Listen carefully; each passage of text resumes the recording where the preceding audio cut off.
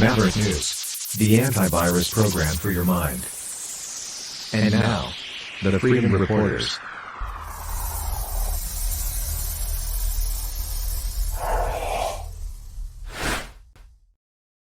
Good evening, everyone. Welcome back, Maverick family and new viewers, wherever you may be joining us from. Welcome.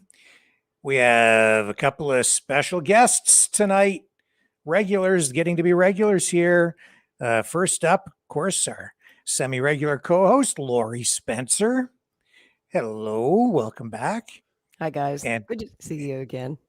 And I'll let you introduce the person you brought along for the ride tonight.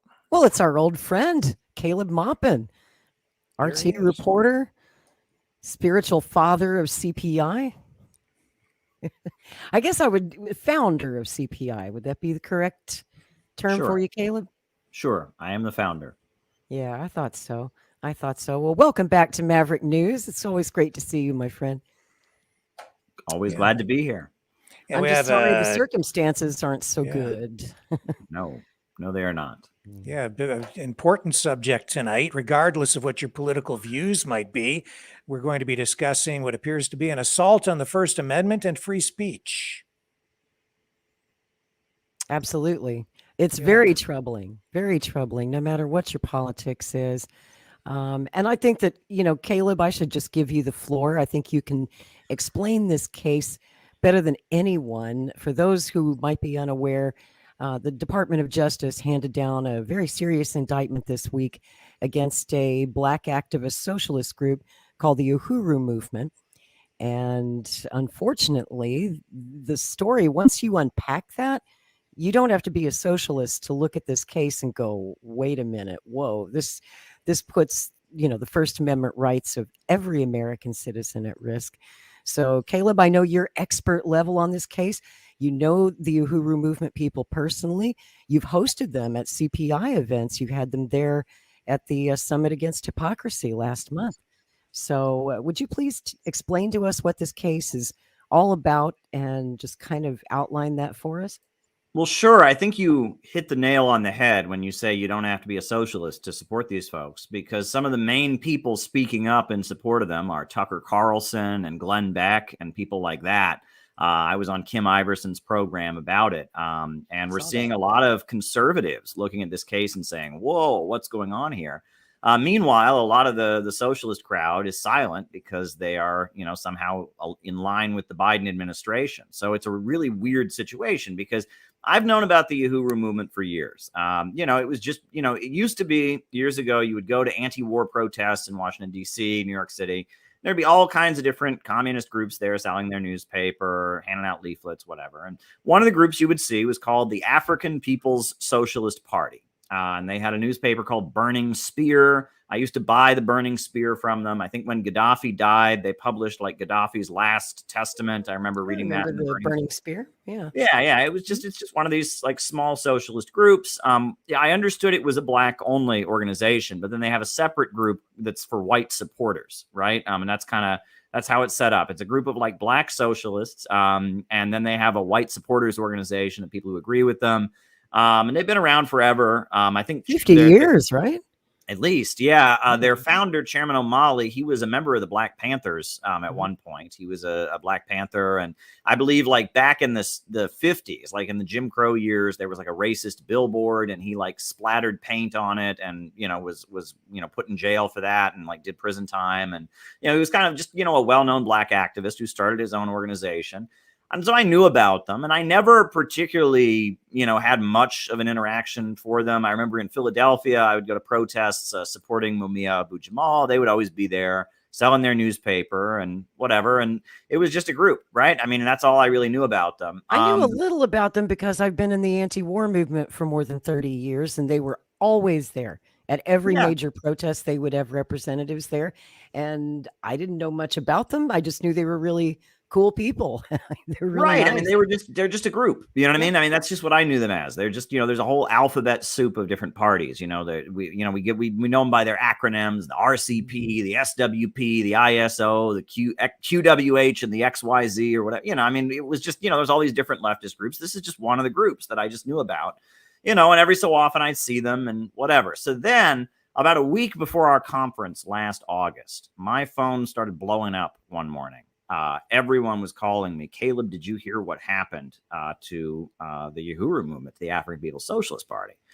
And I was like, no, I didn't hear what happened, because nothing was on social media yet. But people are saying they stormed their offices, they pointed guns in their faces, they flew drones into their house. And wasn't that raid in 2 cities on the same day or simultaneously? Yes, St. Louis, Missouri, and in St. Petersburg, Florida. That's right. They raided their homes in August, and I heard about this, and I was like, wow, that's pretty big.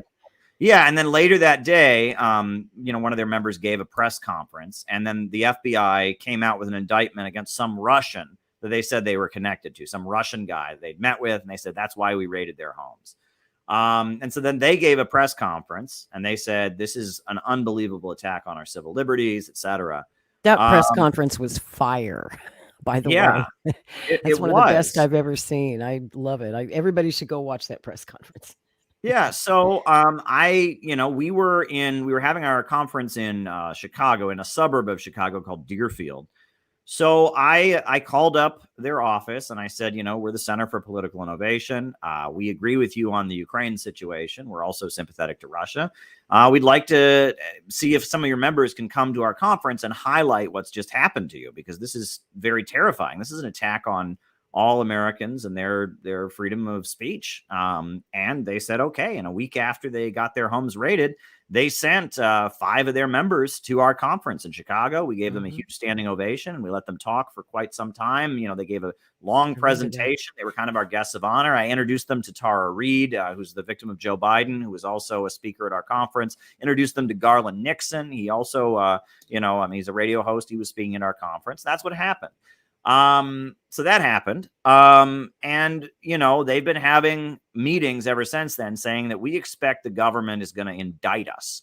And I looked at that and I thought, no, if they were named in the original indictment as unindicted co-conspirators, that means they're not going to indict them. If they were going to indict them, they would have done it already. They don't want to let them be prepared. I assumed that this indictment wouldn't happen. DOJ took their time. Was it 8 months it took them to finally indict them? Yeah. And now we find out, and there's been many meetings that they've been telling people we're going to be indicted. Our lawyers say we're going to be indicted. And there's been many people going to their meetings and talking about their case. And now last week, the indictments came down. They are formally indicted with acting as, I believe the charge is conspiracy to act as foreign agents of Russia. I have the news release here. I think it's a news release from the Justice Department. I'll just throw it up on the screen here so you can at least see what we're talking about, folks. It's scary stuff. There it is. I mean, when US you read citizens this, and Russian intelligence officers charged with conspiring to use U.S. citizens as illegal agents of the Russian government. So what do you make of that, Caleb? Well, the scary thing is, if you read the fine print there are so many things in this press release that are not crimes. Such as having a video conference call, having a Zoom meeting. That is not a crime. Like having an email. They said there was an email sent out about the Ukraine situation. Not a crime. They made sowing YouTube, discord. Yeah, not a crime. Sowing discord. They use that phrase over and over again. They were sowing discord. Spreading Russian propaganda was one of the charges, which is, by the way, not a crime. We are not in a declared war with Russia. We are not under wartime censorship laws. That's not a crime. But they're being charged with this as though it's a felony. Yeah, and I mean it's a very serious. They're facing up to 10 years in prison if convicted. 4 people, 3 that are part of their organization, and then one guy who used to be part of their organization now has his own organization called the Black Hammer. But those 4 people, Chairman O'Malley, the founder of the African People's Socialist Party, Penny, what's her last name? Penny, who's a leader of their white supporters organization, Jesse Neville, who's a leader of their white supporters organization, and then this guy, Ghazi Kudzo, who's the leader of the Black Hammer organization. All 4 of them are facing up to 10 years in prison for speech, And when you look over this indictment, all the activities that they name as their supposed illegal activity are all constitutionally protected speech. They stated their opinion. They went to some meetings in Russia. They went on some Zoom calls. They sent out some emails. It's really horrifying. The only thing that they have in there that could possibly be considered as a crime, they allege that some of their local election campaigns that they ran in Florida City council somehow, race, right? Very city local. council race were somehow paid for by Russia or something like that. Or the contributions were made to the candidate from the Russian government or something like that. But something like you that. know, I don't even think that's a crime as long as you declare it. I think what this case is all about was a failure to fill out paperwork declaring that they were foreign agents or received foreign assistance. I mean, the whole thing is absurd. You know, the Foreign Agents Registration Act, you know, which is this law that was passed in 1938. It is rarely enforced. I believe there have only been 5 prosecutions under it in its entire existence. When they train FBI people, they actually tell them in their training, this is not a law. We don't take this seriously. You know, if there's an issue, we send people paperwork and make them register, but we don't take this seriously. It's a law that the language of which is so vague. I mean, it's like anyone who ever met with anybody or went to a foreign country, in theory, you know, could be in violation of it. The way it's routinely enforced is if they think you're in violation, they send you, they serve you with notice that if you don't register within so many days, you might have a problem. And so then people register. You know, they used this against RT, my employers. That's right. But They sure did. They didn't arrest us. They just told us, if you don't register by a certain date, you will be arrested. And so we registered by that date. But if you read the forms that were filled out, I mean, RT America no longer exists, but the company, TNR Productions, they filled out the forms. And if you read the forms, the owner of RT America, TNR Productions, he actually wrote on the forms, he said, I am filling this out under duress. You know, because the thing was, he didn't think he was acting as a foreign agent. He thought he was facilitating media production. And he's filling out government forms. So if he writes false things on those forms, that's a crime. So if you read, he actually registered. You can read the forms on the Department of Justice website. He says, I am filling this out under duress. You know, he's got legal advice as he's filling this out, because it's like he's basically being told to confess to a crime he hasn't committed in order to avoid being prosecuted. So he's writing on there. I mean, it's kind of scary to read, you know, the writing on the forms. And but we were forced to register, right? And so we were forced to register. However, you know, this group, they were not given an opportunity to register. They were not, you know, served with notice that they were in violation or anything like that. They just had SWAT teams raid their homes, and now they're facing 10 years in prison for engaging in free speech. And the crazy thing is, these election campaigns that they ran, I mean, you know, they got like 2% of the vote, right? They had no chance of winning. Right, at all. Like, it was symbolic. It was a symbolic campaign to make a political statement. Well, yeah, I mean, Florida is not exactly crawling with socialists last time I checked. Right, and pretty conservative state. Yeah, they had no chance of winning, and they ran as a third party just to make a statement. And the more you look into this case, it appears that what's going on is the Democrats don't like this organization. They have had it in for them for quite some time, because in 2008. This group, I remember seeing it on national television, live TV on CNN. This group, when Barack Obama went to St. Petersburg, Florida, and was speaking to this mostly black audience, they disrupted him. And they had a sign. Yes. Yeah, I remember that. Yeah. Barack Obama, what about the black community? They called him out about the issue of police brutality and about the issue of the home foreclosure crisis. And you know, they interrupted him. Some of them were escorted out. Some of them got up during the Q&A, and it made like a big incident. That's when they got on the list. Oh, you can be sure of that. That's when they got on the list. And they run in these elections in impoverished African-American neighborhoods, St. Petersburg, Florida, where the Democrats just assume they're going to win every election. You know, in a lot of areas like urban centers of the United States, they say the Democratic primary is the election. That's how it is in New York City. I live in Brooklyn, but, you know, the vote on actual election day is pretty meaningless, because everybody knows there's no chance in hell the Republican's going to win. It's going to be a Democrat. So the real election is the Democratic primary. So, you know, these Democrats in St. Petersburg, Florida, they assume that all the low-income black folks there will vote for them. Well, the Uhuru movement comes along, the African People's Socialist Party, and they put up posters and they say, well, vote for us. And the local Democrats don't appreciate that. And it appears to me that this is the Democratic Party trying to clear out their opponents and trying to weaken their opposition, and that they have built up a significant base. They do provide community services, on a community level. They run a farmer's market where they bring fresh food into these low-income Black neighborhoods that are considered like food deserts, where, you only have like junk food and gas stations and stuff. Well, they bring in fresh food, farmers markets. They also provide services to pregnant mothers and midwives and classes on eating healthy. And they provide a lot of services in these low-income Black neighborhoods. And they run their own election campaigns criticizing the Democrats, saying the Democrats are not friends of Black people. And it appears that the Biden administration wants to shut this down. And so they've decided to declare it a Russian conspiracy and drag these people into court and possibly imprison them. But this has got to be very much connected to the war in Ukraine. And their position on that too, right? They make that very clear in this press release you've got on the screen. They say that they falsely claim anyone supporting Ukraine is supporting Nazis, which actually there are plenty of Nazi sympathizers in the Ukrainian military and forces. That's not falsely. And even if they said that, if they believed it to be true, that's not a crime. But they list that as one of their crimes. They list them, stating pro-Russian positions as their crimes, and the fact that they are very outspoken in their support of Russia in the conflict in Ukraine. They take Russia's position. They see Russia as a force resisting colonialism. That's the language that they would use. And because of that, they seem to be targeted here. They're on the wrong side of the State Department and U.S. foreign policy.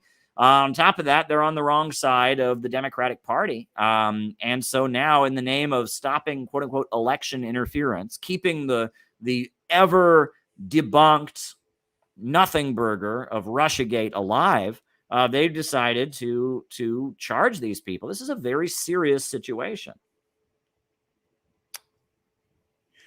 So what happens from here? Have you checked to see if anyone's been arrested or in jail, or what's the status with these folks? Well, they're not in custody currently. They are no longer in custody, and they plan to go to trial and defend themselves in court. They've decided to refrain from public statements at this time because they don't want to prejudice their case or say anything that could be used against them.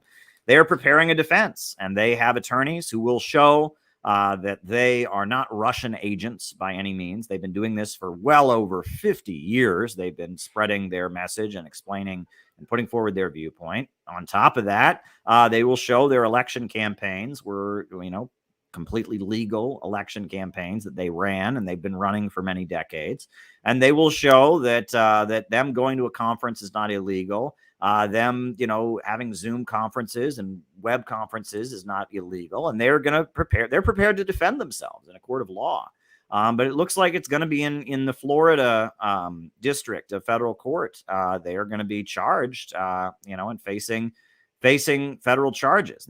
They plan to take it to trial and basically say, look, we have committed no crime here.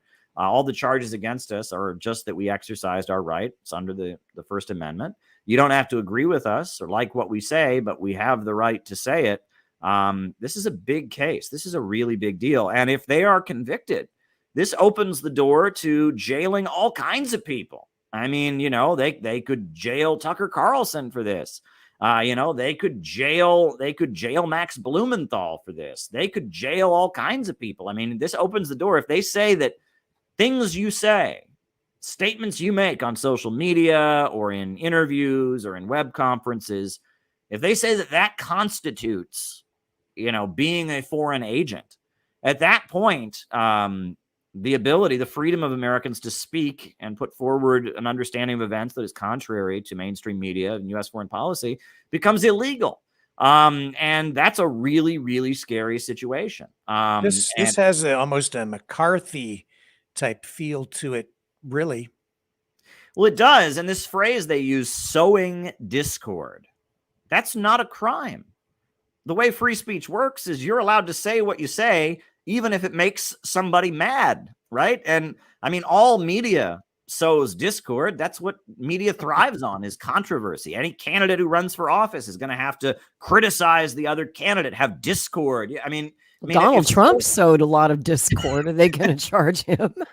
Yeah, I mean, sowing discord is not a crime. I mean, it's really, really horrifying to take a look at the details of this case. And we're all going to jail. Everybody in our chat room that's like, well, y'all are Canadians, a lot of you, so I guess it might not affect Rick, but Caleb, you and me, see you in prison, buddy. We're going to be well, it could affect me. I mean, even if I go to cross the border, which I used to do quite often, not since the pandemic, but if I mean, we've interviewed Russian officials on this show, and many people in Russia who strongly support Russia.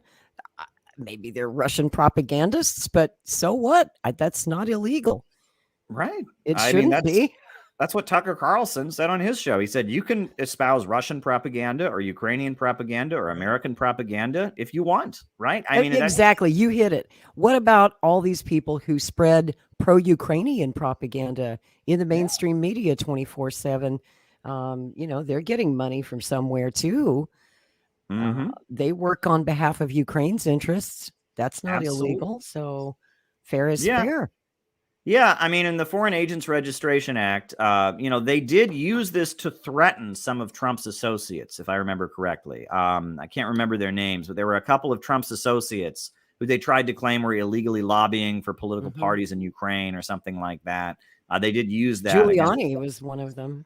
Yeah, I think they used it against Giuliani. Case. Yeah, but it didn't go to trial because there were plea bargains and agreements were made, and so they didn't contest it. But this has huge constitutional implications. I mean, what does it mean to be a foreign agent? What does it mean to be a foreign lobbyist? And the law has a specific exception for media outlets, but yet they ruled that didn't apply when it came to RT, when it came to Sputnik Radio. They forced us to register, even though there's a special exception for media outlets. So at this point, I mean, we're just going to have to see how this plays out. You can tell that among the elite, there is a really big division over this. I mean, what Elon Musk recently did with Twitter, where he removed the he put state-affiliated media on NPR. NPR then left Twitter and all of that. And then they removed state-affiliated media from everybody. And that was a political statement. That was them saying, you want us to apply this fairly, or should we just not do it at all? I mean, that was what was going on there. Ultimately, do you think that was the right move, to just remove all those labels? Well, the thing is that U.S. state-affiliated media, and this is where it gets really complicated, all right? So it used to be that it was illegal in the United States, within U.S. borders, to broadcast anything that was paid for by the government. So Voice of America would only broadcast outside the United States. That's right. Because there was this fear that, the U.S. government would set up a propaganda outlet. But there's this loophole. There's this loophole that they had, right? For like NPR, PBS, they get government funding, but they're private companies. Right? They're private companies who just get a grant from the government, and they also get grants from the Ford Foundation and the Rockefeller think tanks and whoever, right? ExxonMobil and whatever. If you watch PBS, it's like, this program is brought to you by, right? So they're technically not government media, even though they get government funding, right? It's the Corporation for Public Broadcasting, National Public Radio, whatever. That's their loophole. And in reality, only a small portion of their annual budget comes from the government. It's a pretty small grant compared to the other money, which you're right. Most of it comes from corporations and big foundations. Come to Canada. Yeah, baby. Everybody's on the take.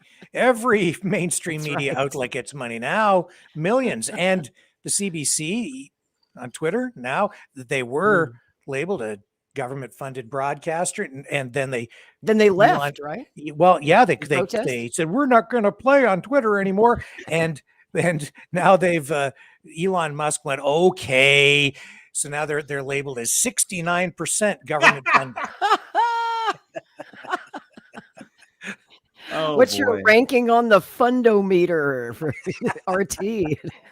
well, right, and I mean, and it gets weird. So the thing is, though, Russia, they do have, like, just like the United States, there's Voice of America. There's also something called Voice of Russia that exists, right? And Voice of Russia was registered as a foreign outlet, and it was just like a radio station. They had like a guy in DC, but it was radio broadcast out of Moscow. You can listen to it on shortwave radio. That's Voice of Russia, the equivalent of Voice of America. Voice of America is American government propaganda. Voice of Russia was considered to be the same thing.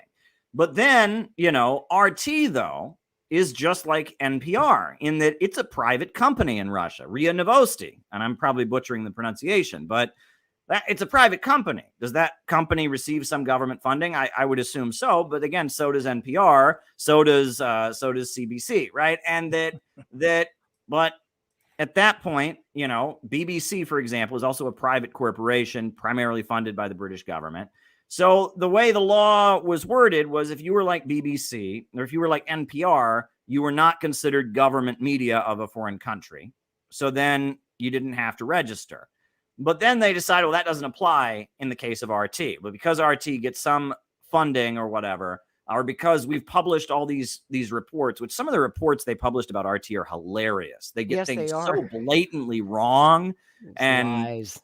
Well, like one of the reports they published, it was a State Department report on RT. It said that RT was clearly trying to, sow discord and cause chaos in America because they hosted a debate of the Libertarian Party. That's right. And they hosted a debate of the Green Party. So clearly that's the case. What they didn't mention troublemakers. Is that CNN that year did a town hall with Jill Stein of the Green Party and did a town hall with the Libertarian candidate, Johnson.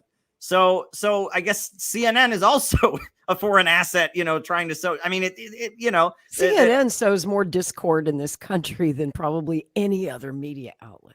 Well, exactly. And what was so wild was I remember when I first heard about the indictments and I was at the gym, I was exercising, and I'm looking at my TV and they're talking about that case where it was a really tragic case of this young African-American man who like opened the door or went to the wrong door in a neighborhood and someone was scared and shot him. Right. And I'm watching CNN and MSNBC talking about this case. And the way they're talking about it is far more intended to incite discord than the way the Uhuru movement talks. The Uhuru movement, they talk about unity through reparations, meaning that they believe white people owe reparations to black people for slavery. They collect those reparations and they use them to set up services in the black community. And I'm watching, that their whole thing is we should all come together. We should talk about how racism is a stain on all of U.S. society. Unity through reparations. That's what they're talking about. But I'm watching CNN and MSNBC, the way they're talking about this young man who was shot. I guess he wasn't killed, but he was shot. The way they're talking about it, it's like, oh my God, all these right-wing Americans, they have guns and they're being told paranoid things by Fox News. And we got to take their guns away because they're so dangerous because of all the right-wing things they hear. And this right-wing media has got to be silenced because it's making Americans paranoid.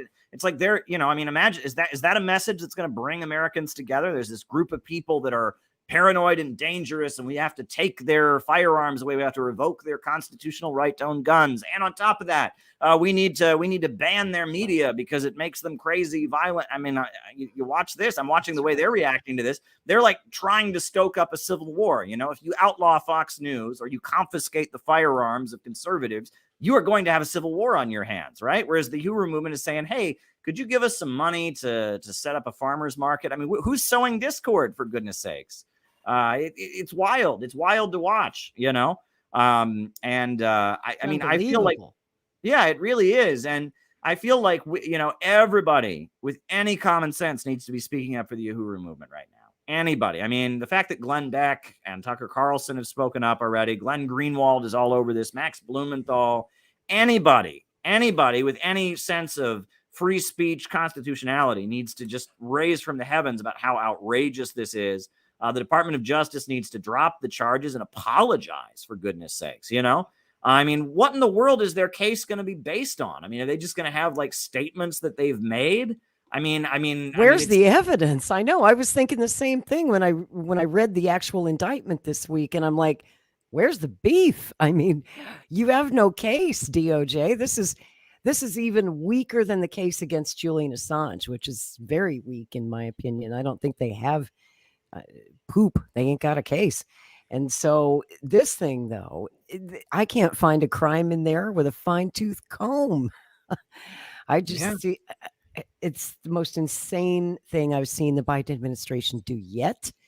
And boy, that's really saying something because they've done some crazy shit. But this is really off the charts, really dangerous. Is the most substantive thing the allegations of funding for candidates in that local election? Is that Yeah, I think that's the most substantive thing that I read in that. And that, yeah, if you are running for office in a real election, there are laws about any foreign donations you receive. So, but then from what I understand from people that have been attending their webinars and stuff, their attorneys are overwhelmingly prepared to show in court that they did not receive any foreign money for their election campaign. So that'll be debunked. And, this notion that their election campaign was somehow directed from Russia, that's absurd because they've been running campaigns like this for decades. Since the 70s, they've been running these kind of local election campaigns. Their slogans have been the same since the 70s: unity through reparations, Black power, Black empowerment. So the idea that their election campaign was somehow a foreign Russian plot or something, that's absurd. Now, I understand there are some other groups that were named in the indictment that have not yet been indicted. One of them is a California independence organization that they indicted, or they haven't indicted them, but they have mentioned that they've accused this Russian guy Ianov of giving money to this California independence group, and that they've alleged that they are foreign agents. Also, they haven't indicted them at this point. Interesting. And I think there were some other groups that were mentioned also, and I can't remember who the other groups were, but there had this conference they went to in Russia that's put on by a guy named Ianov. And from what I understand, if I'm not mistaken, he's a basketball player. He was like a professional basketball player in Russia. He really likes Black Americans and rap music and stuff like that. And, he's kind of a wealthy Russian who's a basketball player. And he started a nonprofit called the Anti-Globalization Movement in Russia. And he would invite different people from around the world, from Latin America, from Asia, and from Africa, to come speak at his conferences and talk about opposing globalization.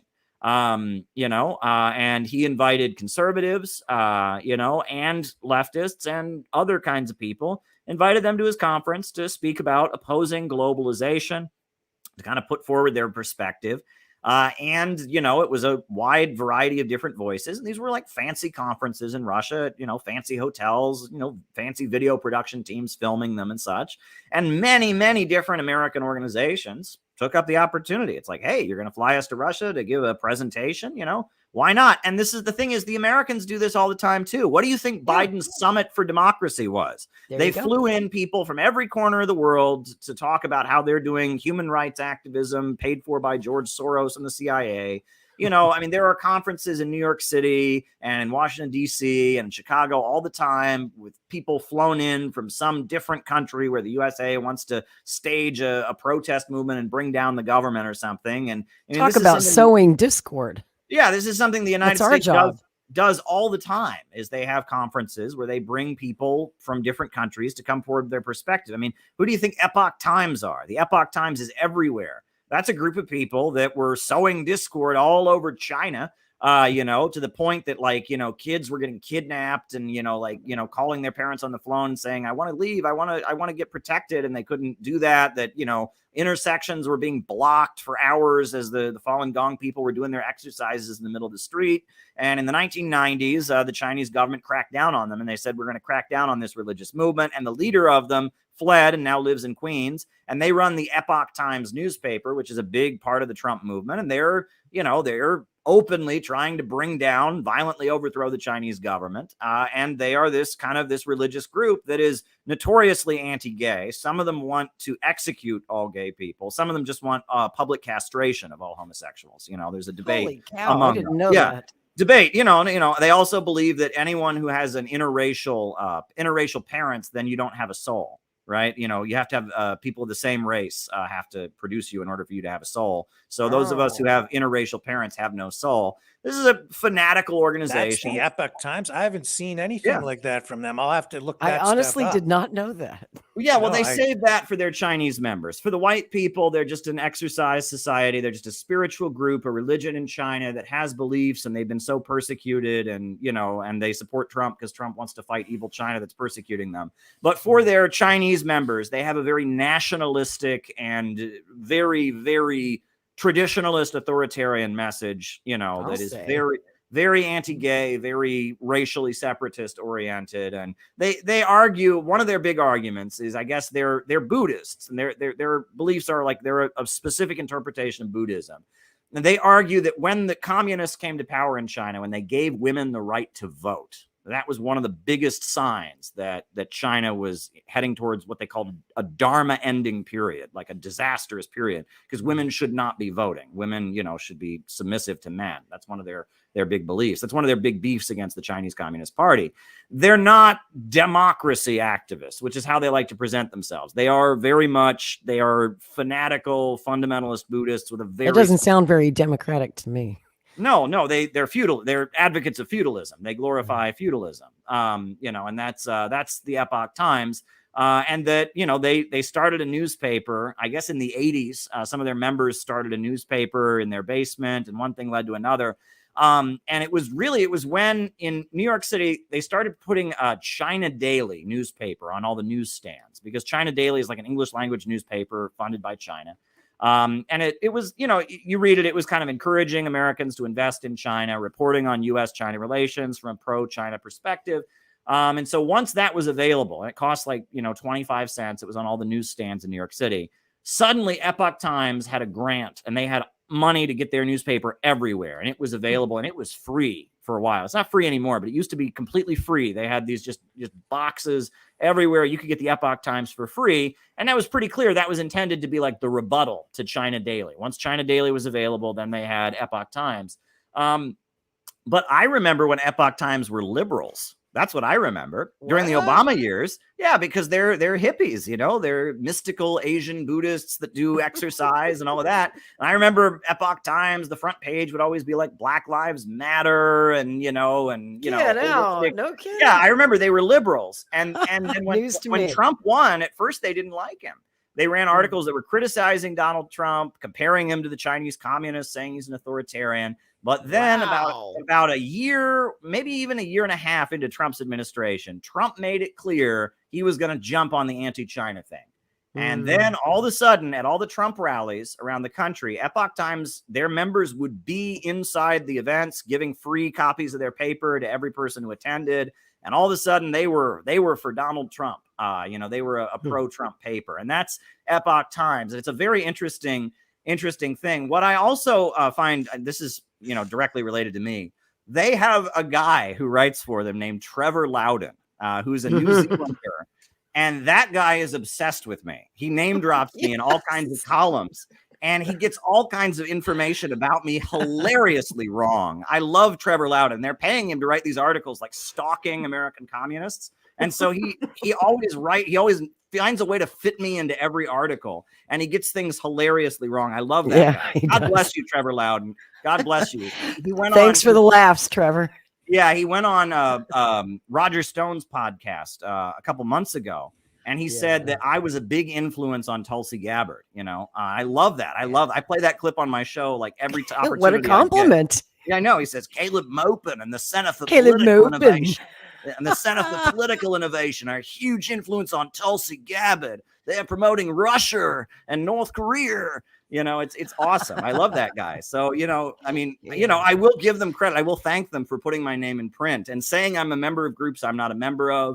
At one point, they said I was part of a group called the League of Revolutionaries for New America. I've never had anything to do with that organization. I actually sent them an email and said, guys, I said, guys, just so you know, it's in this newspaper that I'm a member of your group, but I'm not a member of your group. I'm not pretending to be a member of your group. I had to send them like a goodwill email to make sure they understood. I'm not out there pretending to be a member of your organization, but it's, Trevor Loudon, and they hire him to write these crazy, because it fits the message. He's one of these kind of obsessive anti-communists, and it fits the message that like China's taking over America. The Democrats are all communists or whatever. So they pay him to write these articles in the Epoch Times. But you want to talk about foreign lobbying? We have like a foreign religious group that runs a huge newspaper all across America. If anyone should have to register, how about them? Why don't they register as foreign lobbyists to overthrow the Chinese government? Maybe because their funding is coming from the CIA. I would think so. Yes, and probably lots of other rich people that they've recruited in New York City who love to go to their exercise and meditation workshops and such. They're good at that apparently. But there you go. Yeah, that's the Epoch Times. So in this release here, it says, additionally, in a separate case out of the District of Columbia, a criminal complaint was unsealed charging Russian national Natalia Berlinova with conspiring with an FSB officer to act as an illegal agent of Russia in the United States.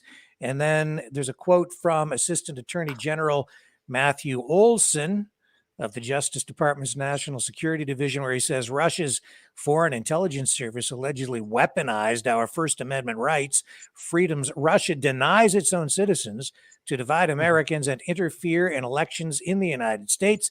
The department will not hesitate to expose and prosecute those who sow discord and corrupt U.S. elections in service of hostile foreign interests, regardless of whether the culprits are U.S. citizens or foreign individuals abroad.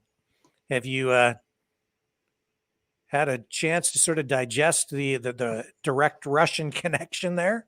Well, the crazy thing about that is it's not even that she was acting as a foreign agent. It's that she was conspiring to act as a foreign agent. And that's one thing at the federal level they will do when they charge people. They don't have to actually show any crime. They just have to show you talked to somebody about maybe hypothetically committing a crime. And that's conspiracy. And those conspiracy charges are insane because no crime has to actually have taken place. You just have to have talked about it, right? And that's what they got Victor Boot for. Victor Boot, who I interviewed from prison. I interviewed him, a Russian. He was traded for the basketball player, Brittany Griner. And so he finally got to see his family after decades in prison. But when I interviewed him about his case, he said, yeah, it was bullshit. You know, two guys met with me, you know, and they showed up and they were FBI agents, but they claimed to be somebody else. And it was like, could you possibly maybe sell us weapons? And he didn't give a clear answer. He just said, well, I don't know who you are. Maybe something like that. Boom, they got him. And total setup. Yeah, it was a total setup. And he didn't commit any actual crime. And the wild thing about that particular case was that, you know, they tend to scare the jury. And that's what they're probably going to do in this case with Uhuru. They're just going to scare the jurors. Like, oh my God, this person, sure, they didn't commit a crime this time, but if you don't lock them up when they get out, they're going to do something. Aren't you afraid? And they're probably going to show them all kinds of war porn from Ukraine. You know, and what could be scarier than a bunch of, you know, radical militant black socialists to a white jury in Florida? Well, right. And they're going to show them a lot of like scary videos in Ukraine and, oh, this could happen. This could be happening in our neighborhood if we don't stop the you know, and that's going to be their message. And it's scary disturbing. Thing is it might work. Yeah, I mean, it might. And I mean, you know, I mean, look at the data. I mean, you know, acquittals in federal court are extremely rare. Acquittals in any court in the United States are very rare. You know, very few cases in the United States go to trial. You know, it's like less than 1% actually go to trial. A number of attorneys I've spoken to over the years have said to me that if a case actually goes to trial in state court or federal court, something's wrong because it shouldn't go to trial. They do everything they can to prevent going to trial because it's very expensive. You know, they have to pay all those attorneys and pay all the people and all of that. And then there's, you know, people know that there's this thing called the trial penalty, which is that if you actually go to trial, they're going to give you a way bigger sentence if you're convicted. But then, despite the fact that so few cases actually go to, you know, to trial, the conviction rate is like 90%. I mean, it's like, you know, if you go on trial in the United States, it's a safe bet you're going to be convicted. The chances of you not being convicted are very, very slim. Federal court, definitely. Yes. Yeah. Anything national security related, yeah, you're toast. Yeah. I mean, there have been a few cases where there have been situations where it was so blatantly obvious that the people hadn't done anything wrong. I think there was I remember there was the Fort Hood case. Right. That was a case where it was like I believe what had happened was an FBI agent had walked into a room with some African-American folks who converted to Islam and handed them slips of paper with something in a foreign language they didn't understand and said to everybody, read this out loud. And so they just kind of read what they thought were nonsense words out loud. And they were actually like swearing an oath to join Al-Qaeda. And they arrested them for that and tried to say they were conspiring to attack a fort or something. And then in court, they were just able to show they had no intention of ever committing a crime or anything like that. And so they were acquitted. You know, and there were some other cases. I believe what was her name? The Pulse nightclub shooter. His wife was acquitted in court, I believe, in federal court, wasn't she? They tried to charge her as an accomplice in that shooting, and then they were able to acquit her. So it does happen. It's not completely unheard of. But for anything to go to trial is a very strange case, and that's why it's so scary that the conviction rate is so high, because people wouldn't go to trial if they weren't like adamant they were innocent or something like that. It's so much of a risk and so much of a cost. And that's the scary thing, is like, even if they are acquitted, they're going to spend at least the next 2 years going into court for court appearances in court. I mean, it's going to be at least, federal trials. You're talking 2 years. These drag on for years. Yeah, and that's, they're going to be missing work. They're not going to be going to work. They're going to be running up lawyer bills and expenses. And so even if they don't, end up convicting them, they're going to be, this is going to cost them hundreds of thousands of dollars. 2 years of their lives is going to be spent with the fear of going to prison hanging over their heads. And that in itself is a kind of punishment. Yeah. You have to fight the government this way, and all the money you have to spend in your own defense. Even if they don't go to prison, that's almost like a form of prison. It takes over your entire life. It's going to ruin their lives. Yeah. I mean, and it's vicious what they are doing. It's absolutely vicious and criminal. And every free speech organization should be all over this. The ACLU should be all over this. Every civil liberties oriented organization should be speaking up on their behalf right now. And Libertarian Party. Yeah, these people should be considered national heroes, right. for enduring this, for refusing to back down. And you can be sure they were probably offered before they do this, they said to them, there were meetings with their attorneys, and they probably said to them beforehand, oh, well, if you'll apologize for meeting with the Russians and then start denouncing them and say you were duped, and we can use that to make propaganda against Russia, we'll drop the charges. They always make offers like that. That's true, how they but are. I don't think Uhuru is going to bite. Oh, they would never take that. And but you can be sure. You can be sure they were intimidating them and trying to give them an out like this, because this is a lot of money that they're spending. Victor Boot, who I interviewed, they wanted him to present dirt on Putin. That's what they were offering him. They said, if you'll get up and spread lies about Vladimir Putin, we can arrange for your whole family to come to the United States, and we'll drop the charges and you can just stay here for the rest of your life. And he said, well, I don't have any dirt on Putin, and I'm not going to get up and tell lies. And so he spent years in prison. So there you go. I mean, this is the ruthless game that these prosecutors play. It is ruthless. It's absolutely ruthless. And I've seen this happen time and time again in the United States, particularly in federal matters, where I've seen people falsely accused of terrorism charges, et cetera, during the war on terror. But this indictment tops anything I've honestly ever seen in my lifetime. This gets back to like the World War I era, when they were locking up Eugene Debs and socialists and deporting socialists and communists. This is Cold War stuff on steroids, and it's terrifying. Yeah. Right after Barack Obama got elected in Chicago, the homes of some communists in the Freedom Road Socialist Organization were raided by the FBI, alleging they had ties to Palestinians. And they expected they would be indicted for funding terrorism or something like that. But no indictment ever came of that. They were all subpoenaed to go before a grand jury, and they all refused to go to the grand jury. And they expected that they would imprison them for contempt of a grand jury, and they didn't imprison them. They just kind of dropped it. But they intimidated the Freedom Road Socialist Organization quite a bit when Barack Obama was first elected. But they never charged them. And that was very strange.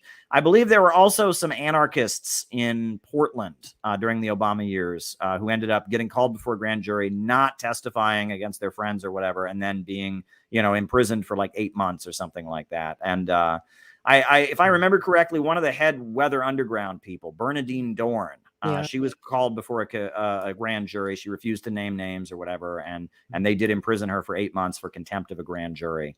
So, and she lost her law license. She wasn't able to practice law. But like the Weathermen actually committed bombings, so there's that's a little bit different. They made no bones about it, and they didn't deny that they'd done it. Yeah, so that's a little bit different.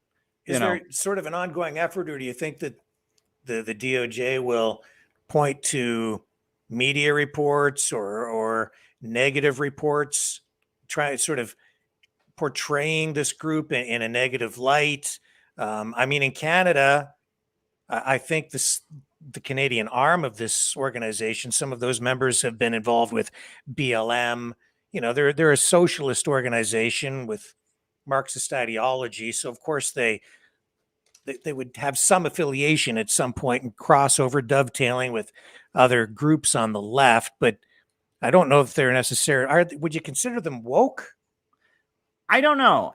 Their view is not mine. I will say this. In the past, I've had arguments with them because their view very much is that white people are the beneficiaries of imperialism, right? And that is their argument, that white Americans benefit from imperialism. And they argue that white Americans should be appealed to on kind of a guilt basis. Like, you've benefited from being white, from living in the imperialist homeland, so you owe reparations to black people. And that's not how I feel we should approach the working class of the United States. I don't view, people with hungry stomachs in Appalachia. I don't view people in, Midwestern communities that have had all the jobs taken away. I don't view the guys from Texas who get shot in Afghanistan. I don't view them as the oppressors, right? But this is a difference in perspective. And, it's based on the fact that, this is the question of the aristocracy of labor. Lenin wrote about this. There is a benefit to living in the center of Western capitalism. There is, right? And we have a higher living standard. Now, things have obviously changed over the years and living standards have dropped, but there is a benefit to living here. So how do you square that hole, right? That people in the third world have it a lot worse than we do. And how do you square that hole? That's a fair question. Why is and that benefit, that boost, that higher living standard we've had here has been the basis for Americans, largely, especially white Americans, supporting the wars and things like that. So they're not wrong in what they're getting at. I don't personally, the Center for Political Innovation, we don't practice their approach about this, right? But at the same time, I don't see them as woke because their approach is not hostile. I don't see them, saying that conservative Americans are all Nazis who need to be killed. I don't hear them saying that. If anything, I see a willingness. Anything like that from them. Yeah, and in fact, I hear a willingness to talk to conservatives, and the fact that right after they got raided, we called them up, a group with a very different perspective. We waved the American flag at our conferences, and and all that. They had no problem. They've come to 3 of our different events now and spoken. In fact, they're comfortable being seen with us and associating with us when we have a patriotic perspective. And that makes me think I wouldn't consider them to be woke. They're trying to build unity with what they're doing. They may have a perspective that is oriented toward the liberation of black people specifically. They may have a different perspective toward the white working class and how it relates to the black movement, et cetera. But I don't see them as hostile. I don't see them as woke. I don't think they're hostile to white people. Yeah. I'm going to be blind for the rest of the show because look, my glasses just broke. Oh my! Oh boy! Oh boy! Damn it! Just snapped right off. So I'll be like, I can't see. So Caleb, we're sitting here. We're trying to defend their right to speak freely, but what is their position on free speech? Say, at some point in the future, they were to gain some degree of political power, would they defend others' right to free speech, or do you even know? I don't know. And honestly, I just don't know enough about their organization. I would assume that they would. I will say I do know that they consider all black people in the world to be one nationality, right? They consider black Africans in Africa, the Caribbean folks, and African Americans, black people in Canada to all be one nationality. And they want to create kind of one network of territories, like one government for all the black people of the world. That would be separate. I believe that is what they aspire to do, if I understand correctly. Which is very interesting, by the way. I don't dismiss that as crazy. I think that's always been a big thing in the radical black movement, and they've got a point. Yeah, well, there's a history of this. The Black Belt is a region in the United States it goes from Georgia, Alabama, and Mississippi. It's like an area. And it's where the most slave plantations were during slavery, because the soil there is black and it's very rich soil. It's good for growing crops. And that region, the Black Belt region, even today is the highest concentration of African Americans of anywhere in the country. It's overwhelmingly black. People talk about the rural South. We think, I'm here in New York City. We think of black people as being urban, right? We think of Harlem or Brooklyn. You need to come to the Mississippi Delta, my friend. Yeah, but show you around. Yeah, the rural South, you'd have overwhelmingly African-American areas. And during the 1930s, the Communist Party put forward the position that the Black Belt region of the United States was a colony of the United States. And they advocated the right of that area, the Black Belt, to secede from the United States, to form its own country. And they even had election campaign posters, that would have the map of where, it said self-determination for the Black Belt. And that was a long time position that the communists advocated. It took guts to do that in the South 50 years ago. It did. And people have wondered, because, they didn't exactly clarify what that meant. It was just kind of that, this overwhelmingly Black area of the United States is exploited. The people there, are being deprived. They're producing so much wealth in terms of the crops, but they're not getting the wealth. But some people have even argued that that wasn't necessarily meaning that government would be 100% Black. It would be, if there were white people there too, they could be part of it, right? It was just that region that they argued was super exploited. And then during the 1950s, the Communist Party dropped that position. And they said, we no longer advocate that. But the Maoists, the people that were aligned with China, they continued to advocate that. And that's why, Malcolm X was very friendly with a lot of Maoist communists, because they continued to call for the Black Belt. Black Belt separatism. And then there were a number of Black organizations that saw the communists and Stalin and others advocating independence for the Black Belt.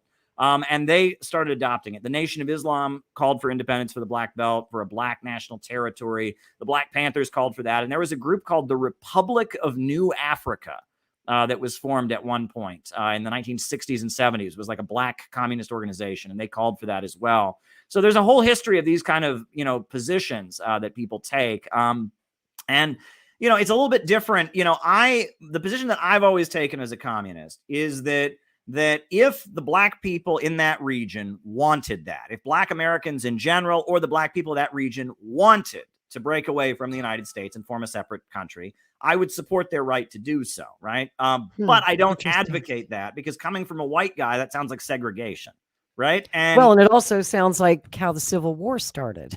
And right. If it wasn't okay for white folks to break away from the Union, would it be logical for it be okay for Black folks to break away from the Union? It's an interesting argument.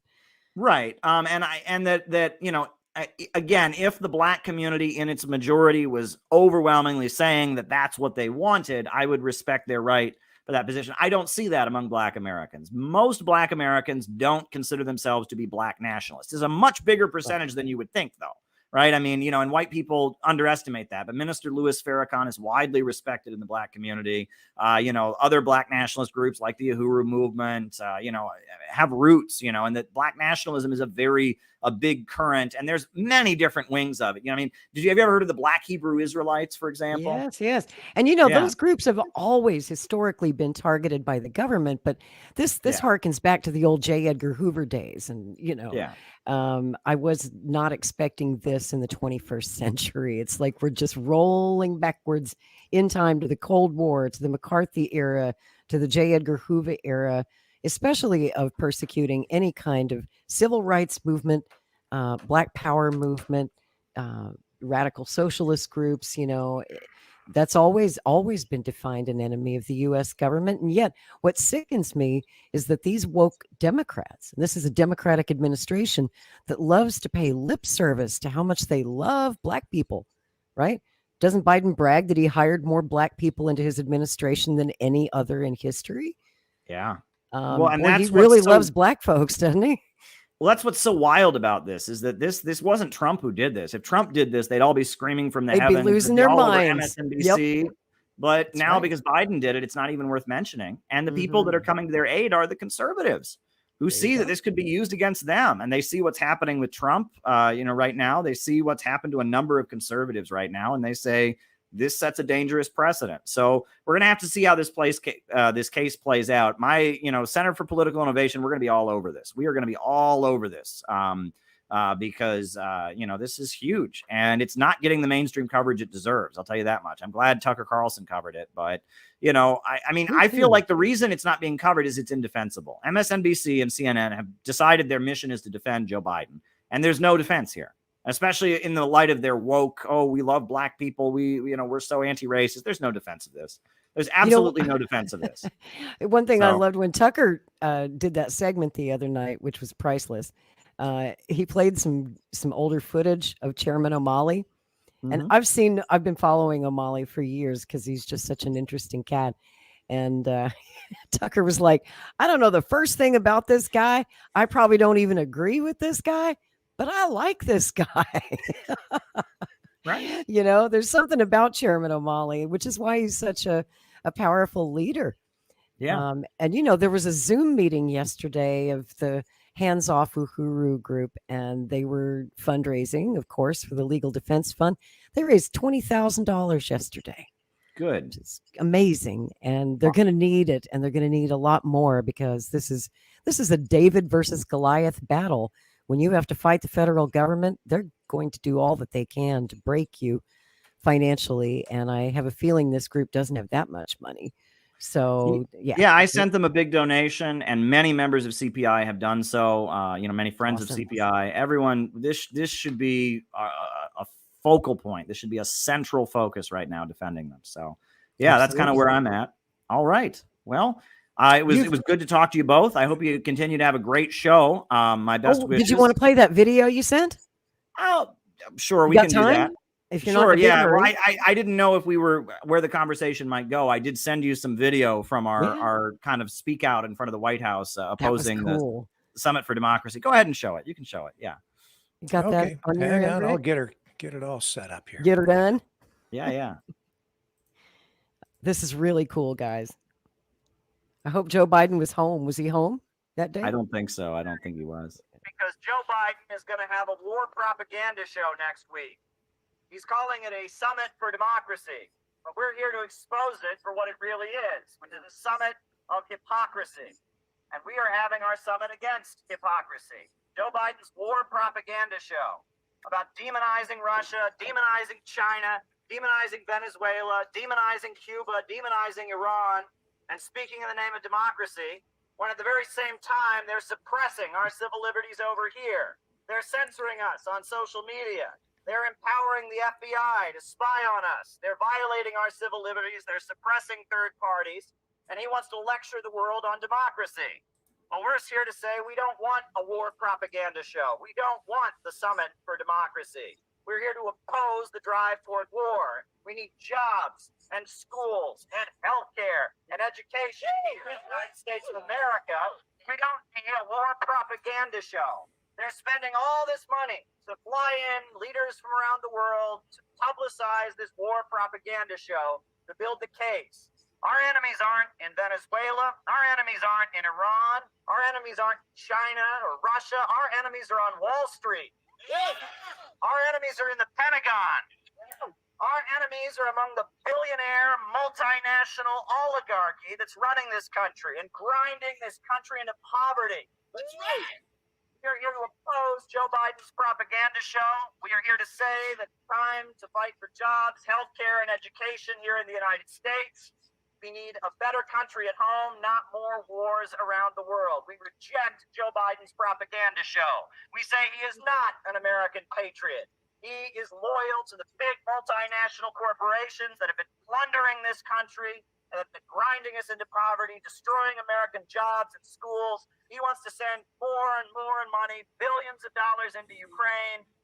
Well, America is falling apart. He wants to provoke a confrontation with China in the Taiwan Straits while America is falling apart. We say jobs for America, schools for America, healthcare for America, not a propaganda show, a summit of hypocrisy, a phony democracy summit to spread war propaganda. We're here to oppose it.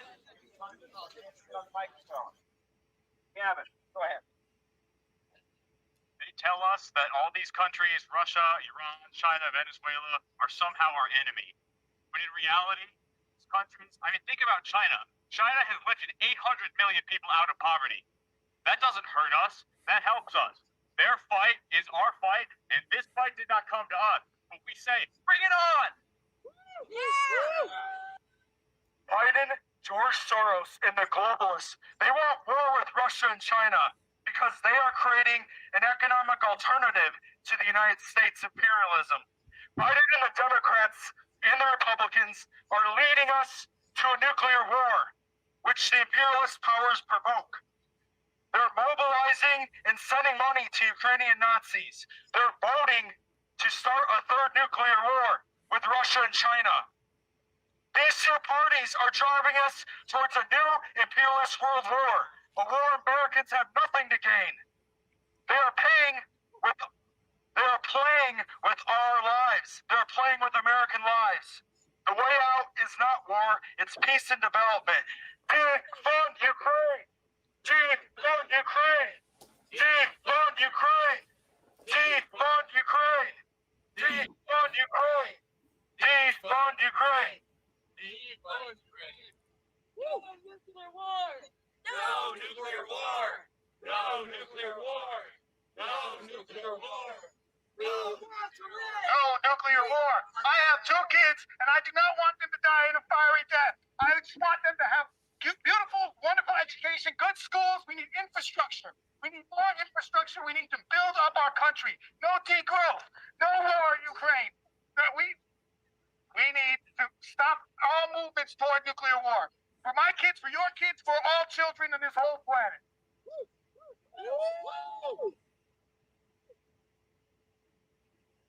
Joe Biden, you are a hypocrite.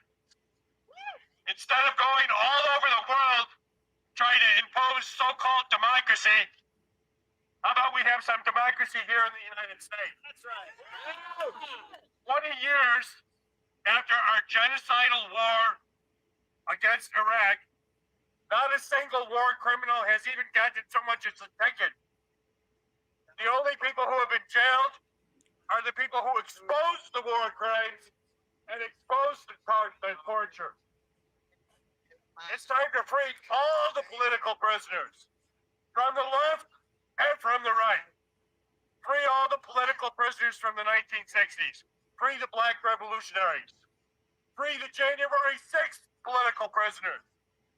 Free Julian Assange. Drop the charges against Chairman Omar Yeshitela and his friends. Right. Hands off Uhuru. Hands off Uhuru.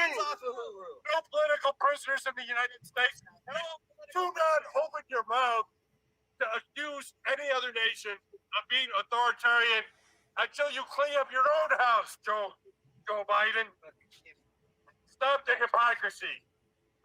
We need regime change here in America. Our enemies are not in Tehran or Moscow or Beijing. Our enemies are in Wall Street and the city of London. Russia and China are not our enemies. Russia and China are not our enemies. Russia and China are not our enemies. Russia and China are not our enemies. Democracy here. Democracy here. Democracy here. Democracy here.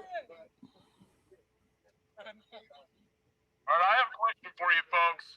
When was the last time Beijing took money out of your paycheck? When was the last time that Moscow sent your child to die in a war? I have a question for you. When was the last time that Tehran put your mom into a hospital and would not allow her to get out of it because you do not have enough money to pay for her health care? I don't know about you, but it is Washington that has imposed that on me. It is Washington that has imposed that on American families for decades. So no, our enemies are not in Tehran. Our enemies are not in Beijing. Our enemies are not in Moscow. Our enemies are not anywhere else on the planet except for sitting right here in Washington, D.C., sitting in the White House, sitting in the Congress buildings, warring across the planet for conquest. They are the ones taxing you. They are the ones causing every issue in your life. Have you ever been attacked by someone from Beijing? Have you ever been attacked by someone from Moscow? Have you ever been attacked by someone from Tehran? Have you ever been attacked by someone from any country that the United States brutally tears apart on a yearly basis? How many drone strikes can make up for the fact that the U.S. isn't making enough money? How many times can we rip countries apart and call it democracy? I don't see democracy in Libya, where we ripped their leader out of power, murdered him, and there is now open air slavery. I don't see democracy in Iraq, where their country killed millions of people and occupy it to this day. They occupy huge swaths of Syria, huge swaths of every country on the planet that tries to stand up and build its own position in this world. My question for you is truly, Americans, when was the last time someone from these countries came and took money out of your paycheck or food out of your mouth? They never do that. Joe Biden does that. The rest of the congressmen and everyone else do that on a daily basis, every single year for decades. That's all I have to say. I love Simon. Impressive young man. Joe Biden, I just want to know how you sleep Our friend at Tyler. night. Tyler. Sending $100 billion of our tax money to the Ukraine when homeless people sleep a block from your White House. Get him, Tyler. Sleep at night. I was raised in a Baptist church, and that is not what Jesus taught me to do. No. Are you a real Catholic, Joe Biden, or a fake Catholic, Joe Biden? He's a fake Catholic. What are you? An entire generation of millennials get laughed out of the bank when we try to get a loan for our wife and He's our having a 3 Bill kids Hicks rant, man. because we went to college. And instead of forgiving our debt, you forgive the debt of Silicon Valley Bank. The billionaires get their debts forgiven every time, and the working class get kicked in the face. That's right. You nailed Jesus Christ to the cross, and you can nail me up as well. But I will go down telling the truth about your hypocrisy. I pray for you, Joe Biden. I pray you find the Lord, and I pray that you wake up tomorrow and take care of your working class. Yeah. Right. Right on, Tyler. I don't know if it's Bill Hicks or Sam How did Kinison. this stop? This was a great moment. June 30th, 2019. The leader of People's Korea There and you the go. leader of the United States shook hands. They met, the first president ever to visit the Democratic People's Republic of Korea. We had Donald Trump trying to make peace with a country that is still technically at war with the United States. Donald Trump was trying to open the door to peaceful reunification of the Korean Peninsula. There would be hope to bring the troops home from South Korea. There would be hope that there could be denuclearization, that North Korea wouldn't feel threatened anymore, that there could be no more bombs and weapons, and the people of Korea could reunify. And Donald Trump going to People's Korea was sabotaged. It was sabotaged by John Bolton and the neocons, the same forces that got us into Ukraine, the same forces that are escalating and pushing buttons against China and Taiwan on the Taiwan Strait, the same forces that want World War III sabotaged the peace process on the Korean Peninsula. We're here to say, finish what Trump started. We want peaceful reunification of the Korean Peninsula. We want U.S. leaders and the leaders of People's Korea to sit down.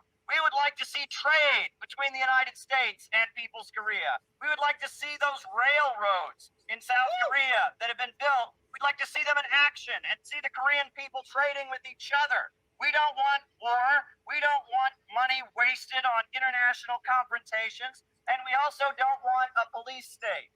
And at the same time that the big bankers who control Joe Biden, the Silicon Valley monopolists and fascists, the same forces that control Joe Biden, are waging a war not just around the world, but against the American people. They are driving our country into poverty. Our trains are derailing. People are breathing in deadly chemicals. The water is not properly purified. Jobs are falling apart. Schools are falling apart. It's a nightmare. They have waged a war against us. And instead of rebuilding America, they're trying to move toward a low-wage police state. That's what they're doing here in the United States. They're trying to move toward a low-wage police state. We saw what happened, what's been revealed about January 6th. That was a setup. We saw that those people were led to do what they did for propaganda purposes. We call for an amnesty. We don't endorse what the people did, but they were enabled to do it and set up to do it by the American government. The FBI the Secret Service, other agencies enabled what happened on January 6th to happen. Those folks were entrapped. And we say that until they're going to be honest with the public about what really happened on January 6th, there needs to be an amnesty for those who've been arrested. And the same goes for the Uhuru movement. A group of black revolutionaries, black activists, had guns pointed in their faces, drones flown into their homes. They were terrorized and accused of being Russian agents. Why? Because they were organizing for the rights of black people, organizing for the rights of their community, providing services that were not available in their community. They're waging a war against us. At the same time, they're waging a war against China, Russia, Iran, Venezuela, Cuba, and any country that dares break out of their financial system. And it is our responsibility to oppose it and to join arm in arm with the people of the world against imperialism. All right, Caleb. Mike checking at the White House. Oh, here she comes. Look out.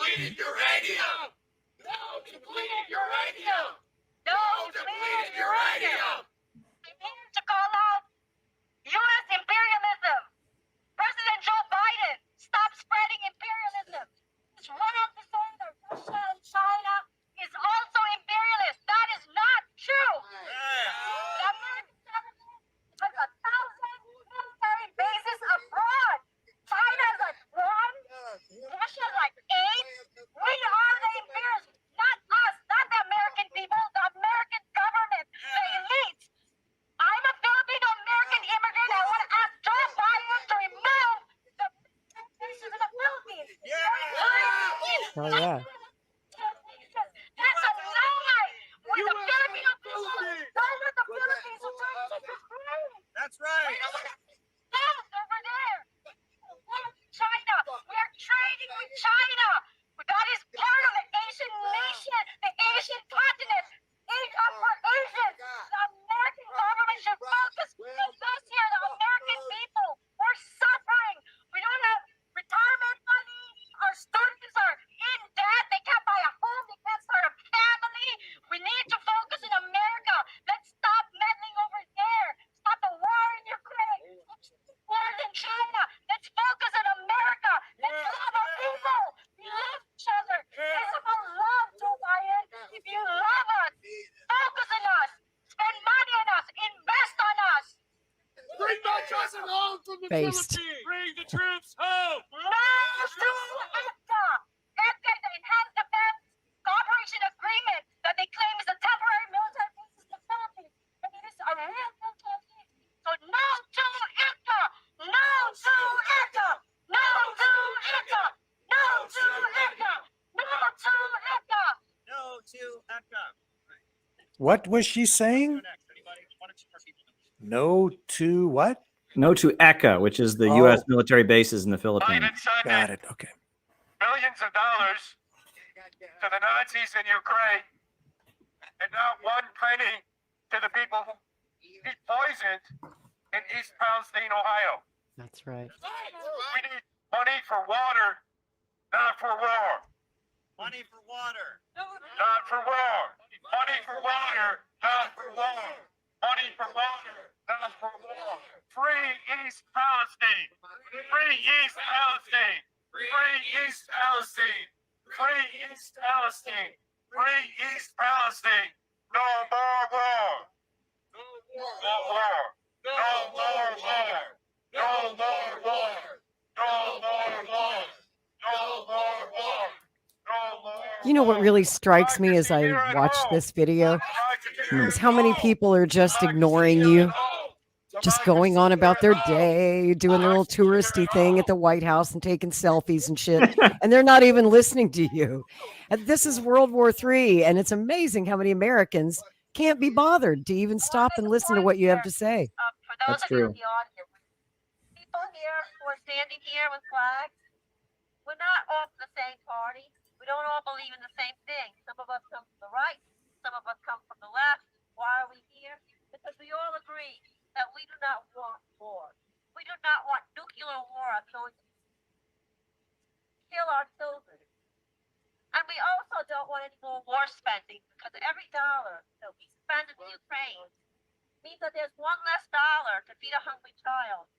Right now, 1 in 4 children are going to go to bed tonight hungry. How is this possible in one of the wealthiest countries? To tell you why. The reason is they have $7 trillion to give to the bankers. Because that's who they care about, but they don't care about us.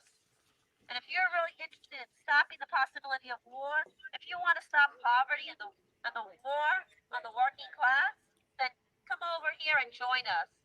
Come on over. Love it. Now let's march out. I love that you guys did this. Thank you. Thank you for being there for me because I couldn't travel to DC. Yeah, you'll be there next time, I'm sure. Yes, You'll be there you were next my time. voice. And you might be communists, but I agree with you and you spoke for me that day. Thank you. Great. So yeah, that was our little intervention at the White House. So we just got the footage Nice together. So I thought that would be a great addition to your program. So Nice job, Great. guys. That was beautiful. And it's one of those things I love about CPI is you guys don't mess around. I mean, you do stuff.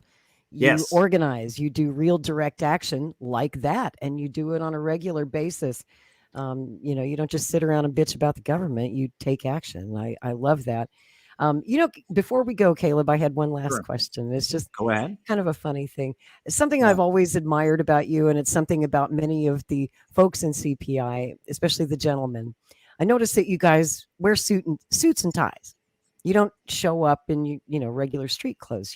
You dress up like the activists of the days of old who really dressed to impress. And I was wondering if you'd tell me why you do that, why that's important to you. Well, over the years, it was something I came to the conclusion that one should do. There's this whole hippie aesthetic, right? You want to look Mhm. like you're a hippie and all of that, but you Like hear just rolled out of stories. bed. Yeah. You hear stories over the years. I heard one anecdote that was told to me that among people of color, there's a joke, and they say, "How can you tell how rich a white person is?" And it's how badly they dress. And then I heard another story about how socialist and communist groups during the 1970s tended to have people who went to Harvard and Yale in them, but they would all wear torn up flannels and all that to prove how working class they were. Right. And it was just kind of gross. And that especially like on Saturday night, they would go and sell their newspaper in, the areas in Cleveland and other major cities where the bars were, where people would dress up and go out with their partner on Saturday night. And these college kids, when they're grimy, ripped up flannels to prove they're part of the working class, would be trying to sell newspapers to working class people wearing their nicest clothes ever because they're going out on Saturday night. And they would look at them and think, "Who are you? Get away from me." And that the other thing that someone pointed out is that all the major unions in this country, the SEIU and the AFL-CIO and all of that, when they send a new organizer to a factory, they always have him wear a suit and tie. Why is that? Because they want him to look professional. And if you're in your neighborhood in the United States and someone knocks on your door and says, "I'm running for city council and I'd like your vote," they're generally wearing a suit and tie. And, that to show that you take something seriously, it's kind of a respect issue. You know what I mean? You want to show that you take this seriously, that you respect the people that you're appealing to, and that you aspire. The politicians on TV, they're awful. Joe Biden's awful. Trump is awful or whatever, but they wear suits and ties. And by wearing a suit and tie, you're communicating to the people watching you and listening to you that on some level, you at least aspire to be in the big league with the big dogs. You know what I'm saying? Yeah. And unfortunately, I think a lot of leftist politics, when it really gets down to it, they don't have that aspiration. They're just kind of doing this edgy performance art, trying to prove how cool they are, how radical they are. Well, I tell people that, that we want to communicate to people that we do have aspirations to be serious political figures at some point. There's a communist group in Canada, one of the smaller communist groups in Canada. One of the slogans that they would always put out, I guess in the 70s and 80s, they said, "We need worker politicians," and be like a hyphen, worker-politicians. I like that. I like the concept of a worker politician. So that's why we dress that way. So there you go. I love it, Caleb. Keep up the good work. Thank you. Always And thanks a for pleasure having to me have on. you. Best wishes Caleb. to both of you, and talk to you soon. All right. Thanks, All brother. right. Take Have a care. good night. Well, he looks good in a suit and tie, don't you think? Yeah.